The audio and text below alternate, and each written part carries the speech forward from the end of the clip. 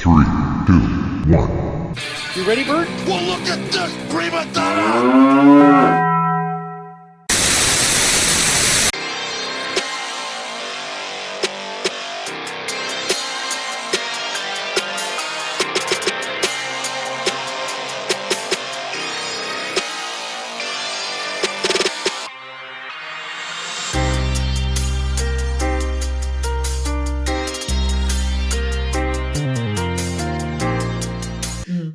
Welcome back. This is the Bridging the Gap podcast, and I'm your host, Reice Randles. With us today is a very special guest, ladies and gentlemen, Sam Blanchett.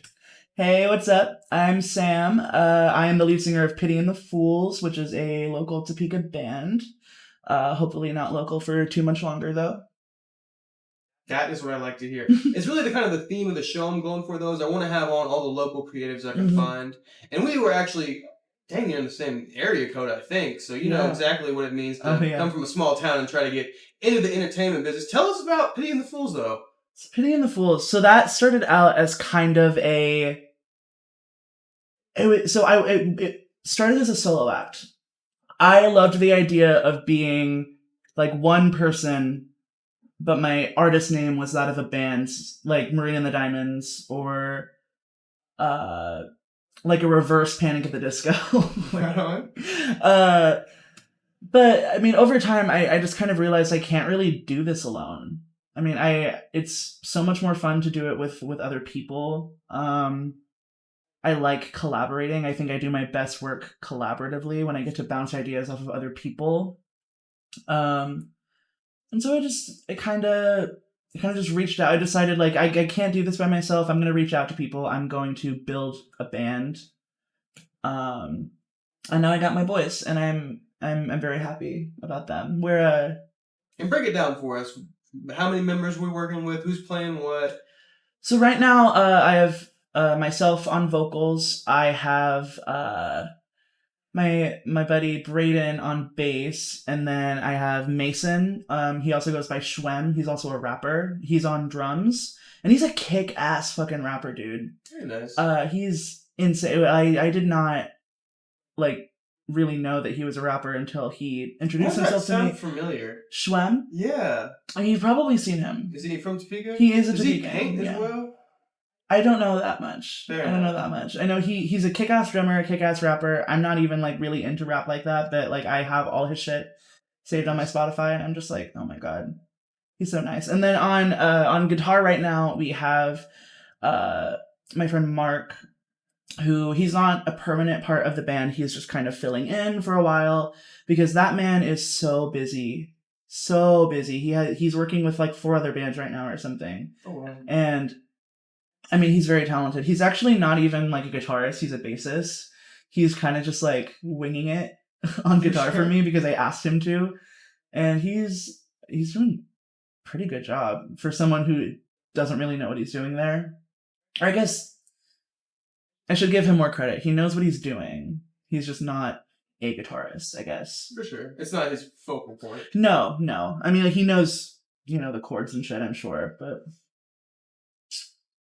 And you say you guys are looking to not be local forever. Talk to me about where you guys are at in the process. Are we playing local shows? Are we moving around city to city? So right now, we have actually not played any shows as a group. I've done several shows by myself, singing to tracks, doing some glorified karaoke. For sure. It was... So open mics kind of thing? Kind of, yeah. I mean, that was embarrassing to me. I decided I wasn't going to do any more shows until I had a band, because I was playing these shows and open mics, and everybody else had a band with them, or they were accompanying themselves with an instrument. I don't play guitar. I would like to. Unfortunately, I am lazy, so I'm not going to learn. And I was just like, I can't. I've been wanting to make this like a group effort for such a long time at this point that I just have to like put my foot down and say, I cannot play a show until I get the band. And we've been rehearsing for a month, 2 months now together. Okay. So hopefully we'll have a local gig soon. When I said I don't want to be local forever, I want to tour. I want to see the country. I don't want to stay in Topeka forever. I mean, like, it'll always be home. I think this will always be like my home base that I return back to. I'm turning my back on this place. Not as for soon you. As I get this, I'm such a turncoat, I won't even lie. As soon as I get out, it's nothing but crackheads and degenerates from Topeka. I'm talking so much shit. That's actually so fair. That's actually so fair. To be fair, I got T-boned and robbed on the east side, so I have my reasons to hate Topeka. But And proceed. robbed? And, it was the cherry on top. I would pay to have that 911 call, because it's literally, yes, can you send the ambulance to, I really don't even know where. Oh, hold on, I'm getting robbed. And then I just put the phone down. Just 1 second. He has a gun on me. 1 second. It was my gun! What? It was a fun day. How'd they get your gun? I was open carrying. Okay. Because I'm a redneck or whatever. Sure, yeah. And so they T-bone me. I'm knocked out. Come to, I go head on into a tree. In that process, the gun falls out. I break out of the door to try to roll out. My legs all tore up or whatever. I'm down for the count. They get out yelling at me that it's my fault. Whatever, bro. I'm on insurance. I'm trying to get an ambulance. I am trying to go to the hospital. And then he's like, in my car, like, are you got any goodies? And he grabs my gun. He's like, hey, this is mine now. You ever had someone point your gun at you and you realize, I'm probably not winning this one? I've never had my gun pointed at me because I am not a gun owner yet. For sure. However, I would love to own a gun and just Really? do it with a pussy. I just like a handgun for my own safety. For sure. People I like get that. people want to hurt people like me, not all the time. Anyway, I have been robbed at gunpoint before. Really? Yeah, when I was living in Kansas City, actually. Oh, even worse. I Jesus know. Christ. Yeah, I was living up there. I was getting into some shit I should not have gotten into. Not like drug stuff or anything. Just being young kind of thing. I was inside of an abandoned hospital.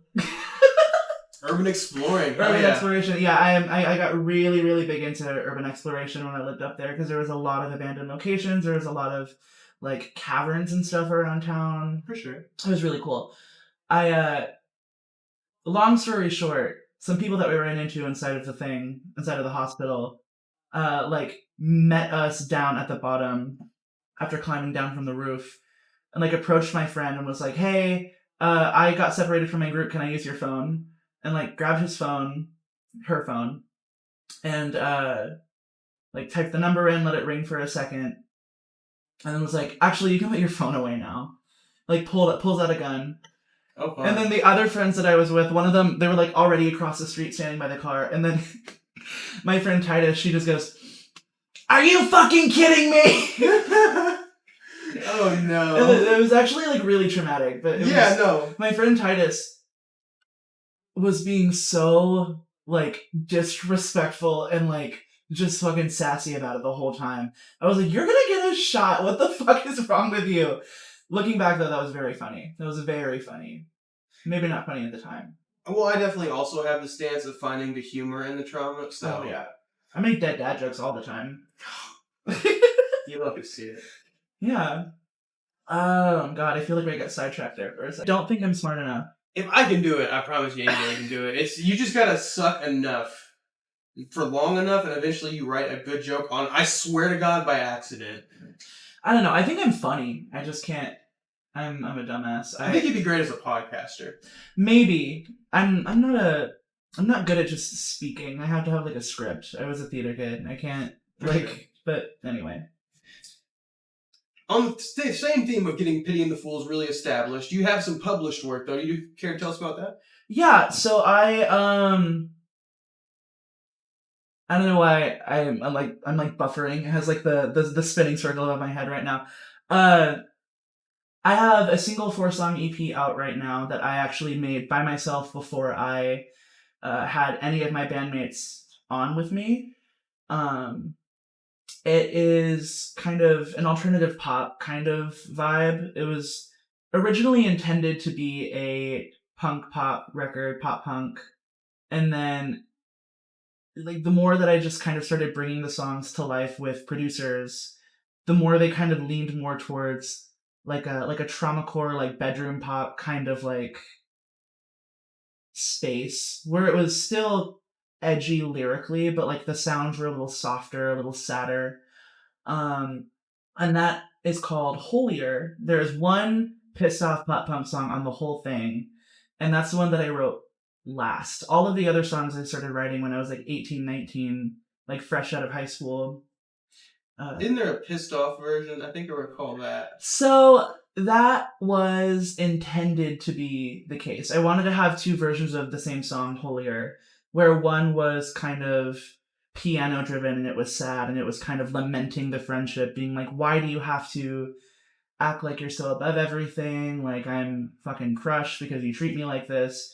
And then there was the other one, in parentheses, pissed off version, which was the angry pop punk version that actually made it onto the album. And then I ended up going back and editing through DistroKid, my release software thing. It's not a software. It's what I use, distribution service. That's the word I was looking for. I had to go back into my DistroKid account and delete the, in parentheses, pissed off version.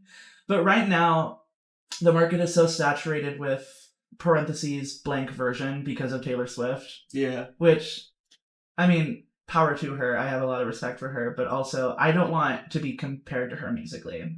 As like, I think that she's wonderful. What I make is not what she makes. For sure. And I just don't want to do that. So I did away with that. But well, comparison is really kind of the death of just any kind of entertainment. Oh, yeah. Especially when you're just getting established, you know what I mean? Oh yeah. I mean, if I could be half the songwriter she is, like, fine, cool. Compare me to Taylor Swift, that'd be wonderful. And that's kind of our next topic. Is clearly you were speaking of the kind of the theme of the album or what the overarching, what it was about. That has to take some form of writing, and I think you saying that like you couldn't be smart enough to be a comedian is completely washed out by your album just having an underlying tone or theme to it, because that's all really stand-up is. You're just doing it through your craft. Yeah. So tell me about the theme of what your original EPs were. How long was the 4 songs? So they're between like 2.5 minutes to 4 minutes, depending on the song. I think. But there's 2 versions, so is it 8 total tracks? No. Okay. The original idea was to make the 2 versions of Holier, specifically the song Holier. Oh, okay. Sorry. And I ended up just doing away with that idea. But the theme to that one is kind of just coming of age and the emotions that come with that. It's a lot. I mean, I wrote all those songs when I was like just barely an adult, like still a kid, and always except for like the eyes of the law. Yeah. And I was still feeling like very teenage emotions, very like teenage angsty. And I didn't actually get around to finishing writing the songs or recording them until I was 20, 21, 22. And in that whole time, were you just refining them, or did it take you that long to make the songs? It was a lot of refining. I had finished most of them the year that I wrote them. But then it just took me a long time to figure out, how do I do this? Where do I go from here? I have these songs written, now what? It just took a lot of research. And I mean, it got to the point where like I was in the studio recording them and I was like, this sucks. This song sucks. And it doesn't when you think about the fact that it was written by like an 18-year-old child, but it's very much a reflection of who I was at that time. I wanted the teenage version of myself to be able to have kind of a tangible something that I could listen to and be like, that's what I was feeling at that time. Like a memento of the era. Yeah, a memento. Yeah, absolutely. I think I get that for sure. So going forward, do you think as you grow and develop and mature, it's just going to have an overall effect on your music, or do you think it'll stay in the same kind of genre? How do you see the band growing as you develop as a singer? Is what I'm getting at.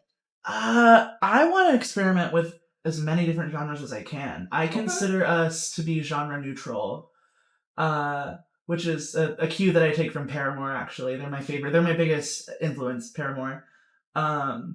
Because they kind of do everything. They make like the pop punk. They had like a synth pop album, and then they kind of went to like a more just general alt rock space with their most recent album.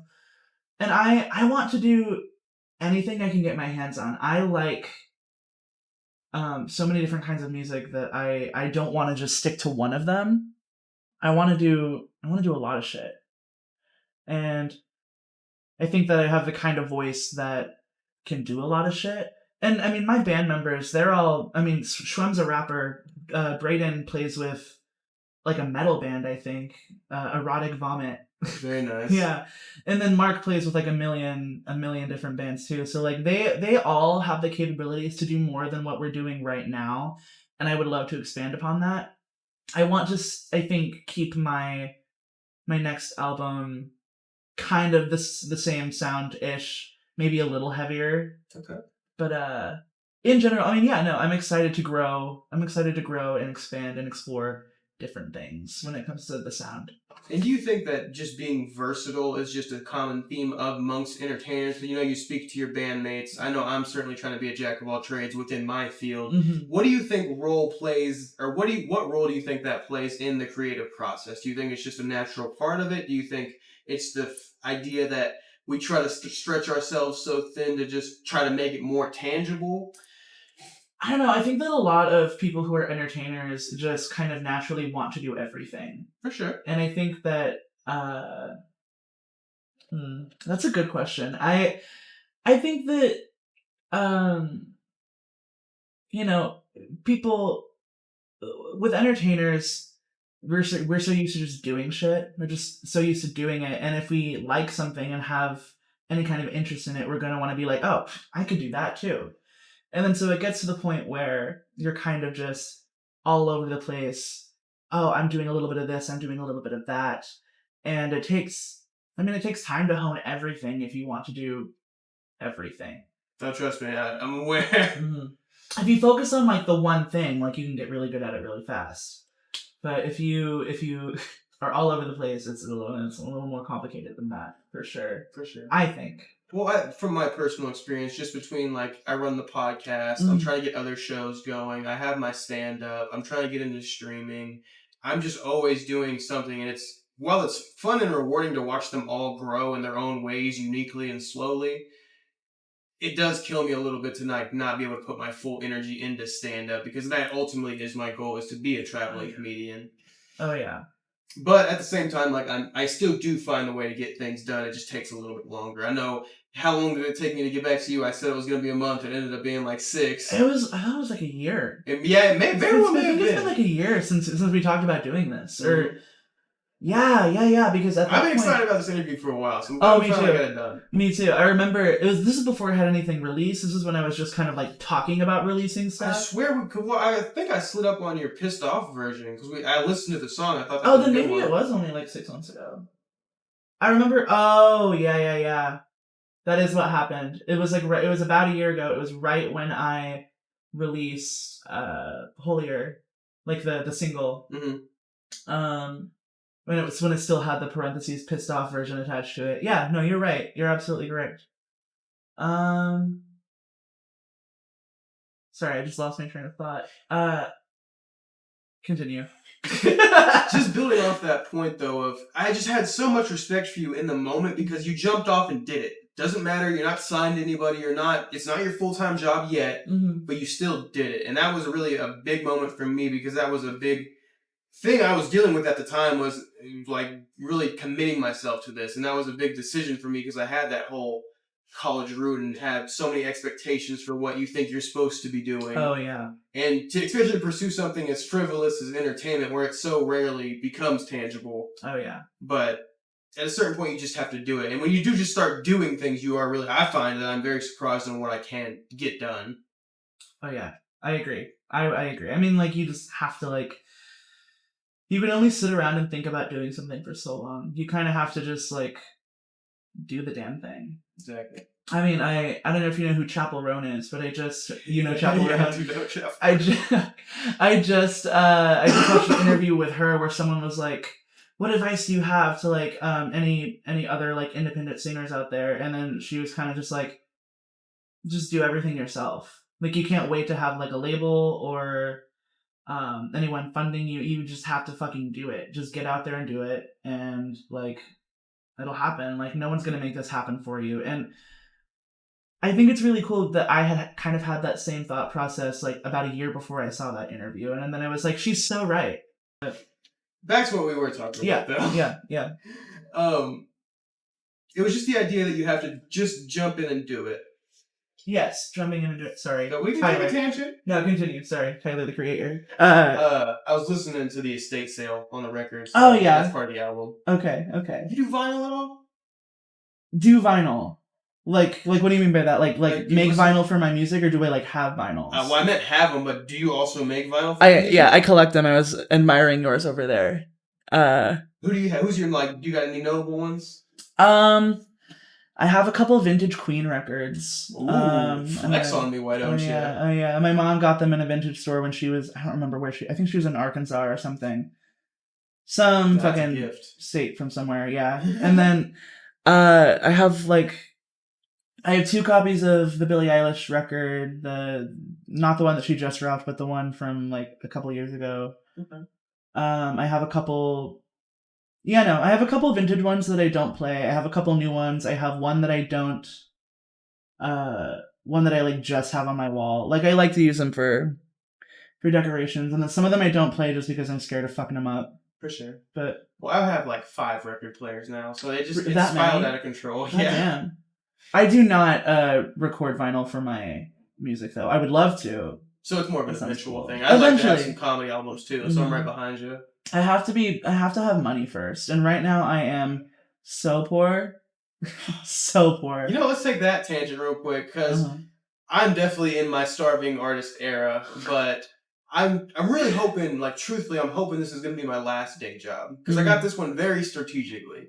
When you work for Hilton, you get a $40 hotel room at any Hilton in the country. Yeah. So that takes a ton of like travel expenses. So I took a while to, like you did, to like try to get good, and like, or when you were making your band, it's more of for comedy, writing my jokes and trying to get comfortable on stage. And now that I feel like I do that and I can do solid sets and I've been getting paid to work, I've been really trying to like branch out. So I went to New York and to book everything and stay in like hostels and like shared living They spaces have hostels in New York? I everywhere. thought that was like a European thing.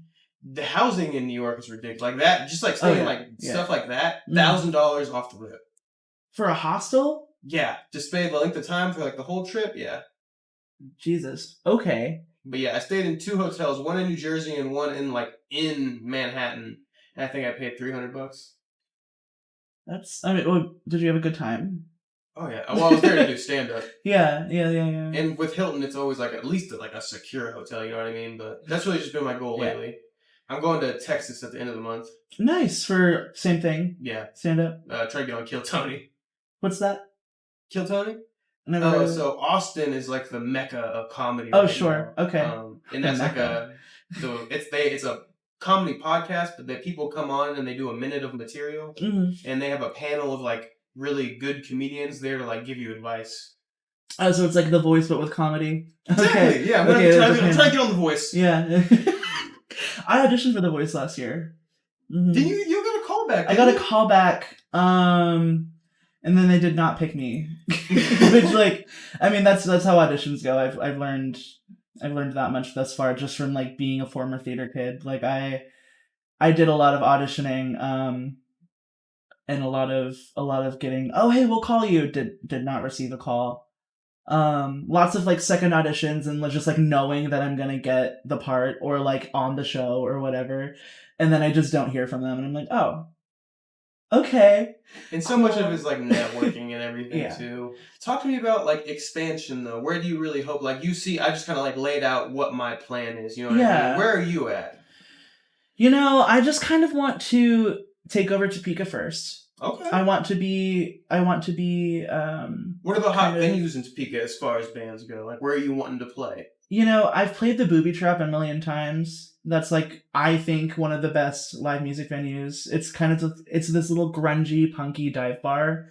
I swear, I've never heard of it. I've lived here You've my whole life. never heard of the Booby Trap? No. Maybe like on Facebook or something. The title, like the name of the bar is actually the legendary Booby Trap Bar. It's been around for like 30 years. I do these regional Burning Man events. They're called Burns. Okay. Which you should come to one, by the way. I'm part of the organizational like team for one of them here in Topeka. That sounds super fun. Yeah, like, it's I really think you guys like actually burn something. Yeah, we burn Oh, an I'm effigy. so in. I'll let you know. I'll send you the details for that. Okay. But we do these Burning Man, and like the point of it is not to do drugs, but I'm doing drugs. Yeah. Like I'm gonna like it is a space where it's kind of like anything goes. You can do what you like as long as you're not like hurting someone. Huh? I would hope so. Yeah, Oh yeah, fair. you know what I mean. It's kind of a free for all kind of thing. Like a festival. Yeah, people compare it to festivals all the time, and they're not really the same thing. But like they are a similar vibe for sure. But yeah, like a festival for all intents and purposes. Weird, Yeah. like the stigma young people gatherings have. Like it almost sounds like a negative thing. Like it's just like a big party, and that's okay. Yeah, it's allowed. I mean, it is. It's just like big hippie party camp out for a whole weekend, and then on Saturday we burn a fucking effigy. That sounds fun. And it's like a big bonfire. Awesome. It's really cool. Anyway, I do shrooms every time I go there. Okay. Or acid. I took acid from my buddy Lance, who gave me a tab that he had bought for another burn that we went to. And then I didn't take it because I was already on Molly, and don't do Molly. That shit sucks. That shit scared the fuck out of me. Sorry, quick tangent. You're fine. This chick I worked with at that same gym, mm-hmm. She's like, I'm gonna do Molly. It's gonna be the best week of my life. This dumb bitch did meth. Came back, sores all in her mouth. She's like, I think we did meth on accident. How the fuck you do meth on accident? On bitch? Accident? That make sure test your shit. This woman's a mother now. Ooh. That's the Topeka special. That is the Topeka special. Yeah. I apologize. What were you saying? No, you're fine. No, I do psychedelics. I don't think Molly is psychedelic. I think it's a stimulant. But I did it the one time. Isn't Molly like the sex drug, or am I confused with something else? It can be good for sex, I guess. It's it makes you feel very like touchy. You want to touch things. So like maybe I'm thinking of ecstasy. Poppers the same thing? Poppers is not the same thing. Okay. Poppers is a sex drug. Poppers, you have the correct person on this. I'm the authority on poppers. Let's fucking go! Hold on. I'm not actually. So we're speaking to the authority on poppers. Tell me all about it. My God, no. I'm not. I don't really take poppers like that. I have a couple times. The reason why I'm an authority on poppers is because I'm a gay person, and people do poppers traditionally when they are having gay sex. Doesn't have to be gay sex. I know plenty of straight people who do poppers, but like, is it a pill? Is it a sniffable? So it's like you're huffing something, kind of. Okay. So like it comes similar. It's like a whippet. It's almost like a whippet. Okay, yeah. But it is like a little bottle, like this big, and it's full of like a liquid. It's like paint thinner. It's just a bunch of chemicals, and then you like unscrew it, and then you put it up to your nose, and then you like, and then you wait a couple seconds, and then you get like the head rush. The high lasts maybe like 2 minutes, depending on how big of like a whiff you take of it. But it like relaxes your muscles. That's why it's for sex. Oh yeah. Because 2 minutes sex time is like 25. Oh yeah. Sure. I'm glad that translates. It's not just me. Yeah. No, I mean it takes forever. While it's happening, it feels like an eternity. But then like not like in like a psychedelic way. It's I don't know. Well, not like a salvia kind of. No. You get the head rush. You can suddenly hear your heart like beating in your ears. It's not good for you. Like, don't do this a lot. There's a lot No kids are watching this. Don't worry. It's all adults. There's a lot of people who do poppers just, like, all the time. I have used them, like, for sex only. I think that you should probably use it, like, for sex only on occasion. For sure. Sometimes. Like, a sometimes thing.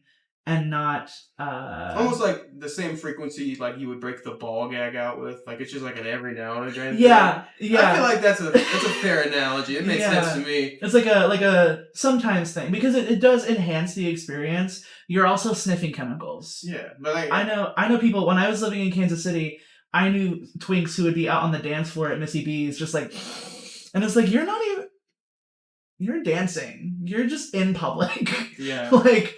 And it's not, like, illegal. Oh, really? Okay. No, I it's did not know not. that. It's not illegal. I don't think. I think technically you can't sell it as a drug. You have to sell it as like nail polish remover or something like that's Fucking what huffing acetone? Is that what we're doing? it's not acetone. Well, I guess that. Okay, yeah. Is it acetone? Is it? I don't actually know what it is. There's a bottle of acetone right there. We can try it. We can test that theory. No, poppers are I have a virgin nostrils. I like to keep virgin nostril. You've never sniffed anything? No. Never done coke? Never like anything like that? I'm not the coke host, surprisingly. What about your dream performance? What's Dream like performance. my example is always I'm gonna play Madison Square Garden one day. I would like to play. I mean, that's a big one. That's a big one. I mentioned earlier how I don't want to be like famous.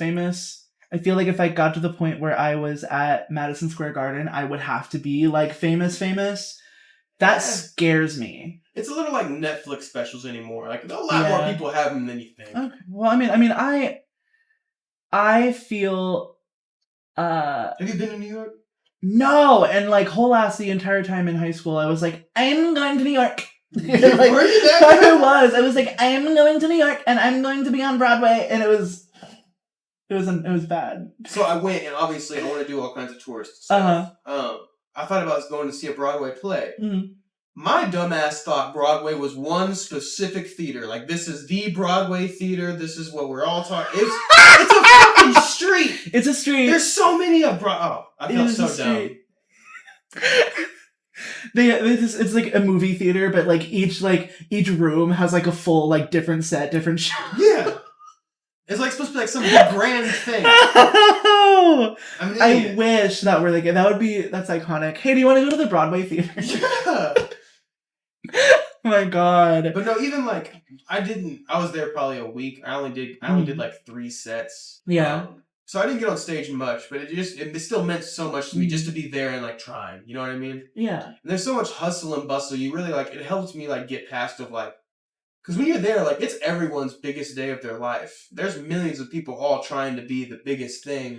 Oh, yeah. You have no choice but to focus on you and what you're doing. Oh, yeah. I don't want to be the biggest thing. I just want to be doing it. Yeah. I mean, like, I would love to have notoriety. Like, I mean, if I'm handed fame on a silver platter, I'm not going to say no to it. Yeah. But I am not a fan. I do not like the idea of, like, eyes being on me at all times. I don't like the idea of like being followed by paparazzi. I don't like the idea of people writing about me in magazine. I don't like that. I do not like the idea of being watched all of the time. Like no privacy at all. I don't like that. To the idea of critics though, just real quick, I've never had that experience with critics. So I took like my joke and I put it in Chat GPT. Sure. And I asked it to tear it apart like it was the most snooty critic there was. And when I tell you this robot genuinely hurt my fucking feelings, I don't think I'm built for critiques. I don't know. You kind of have to learn how to take criticism as especially a performer. As an artist, I get so defensive. And I do not hear people out. I've really been trying to work on that. I mean, yeah, I get the defensive part for sure. It didn't, I mean, when I was up in Kansas City performing up there, like when I was still up doing drag and stuff, I would do these open shows because it's really hard to like break into the drag scene, especially around here and in Kansas City. There is a thriving one, and you can make like your living doing it around here. You have to be like cream of the crop though. Like you can't. I was not the cream of the crop. I was pretty, and I could sing, and that was about it. And half the time I wasn't even that pretty. So like, you know. I did want to touch that a little bit later. Do you care to get into that? Your persona was Billy Blossom. Yeah, we can talk about that. So like, I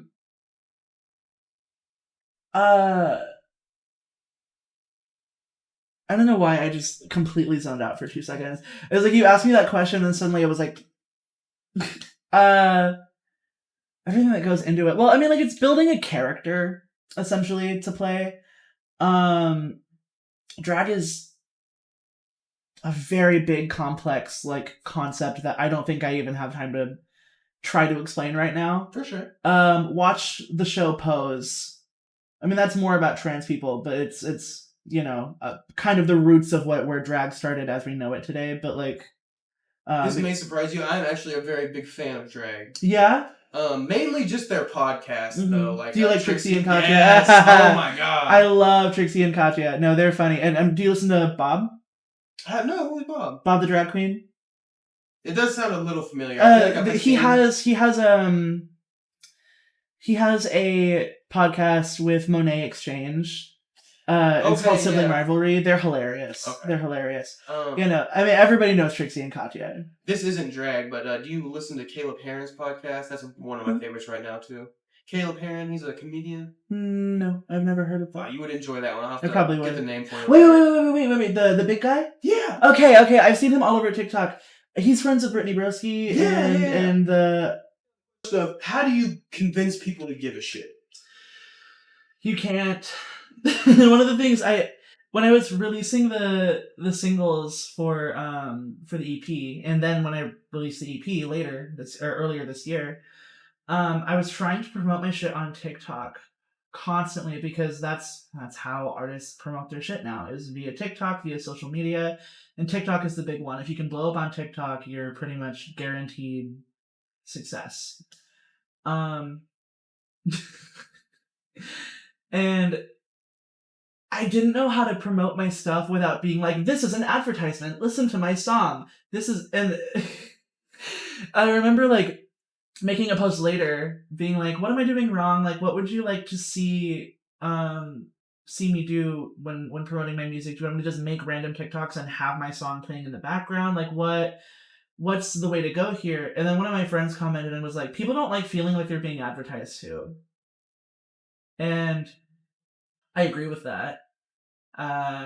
Anytime I see somebody promoting one of their songs on TikTok, I fucking swipe up.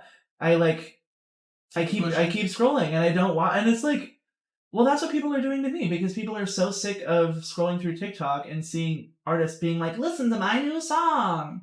And it's difficult. Marketing is hard. Marketing is very hard, and that's why people have teams to do that shit for them. Unfortunately, I don't have a team, so I have to do it myself.